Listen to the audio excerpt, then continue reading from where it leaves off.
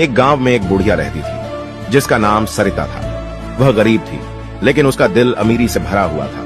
वह हमेशा दूसरों की मदद करने के लिए तैयार रहती थी। वह दूसरों के घर में सफाई करना और बर्तन धोने का काम करती थी।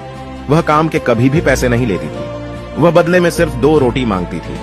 कुछ लोग उसकी दयालुता का इस्तेमाल करके उससे घर का सारा काम करवाते थे। एक दिन गांव में एक बड़ा भूकंप आया और गांव को तबाह कर दिया।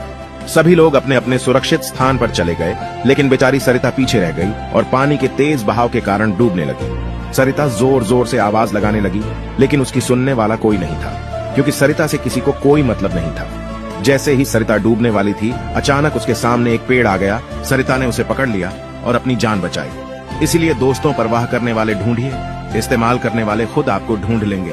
वीडियो को लाइक तो कर दिया मेरे दोस्त, अब मुझे फॉलो भी कर लो। रवि एक छोटे से गांव में रहने वाला किसान था।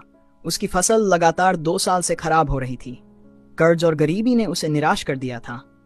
एक दिन उसने हार मान ली और सोचा कि अब आगे कुछ नहीं बचा।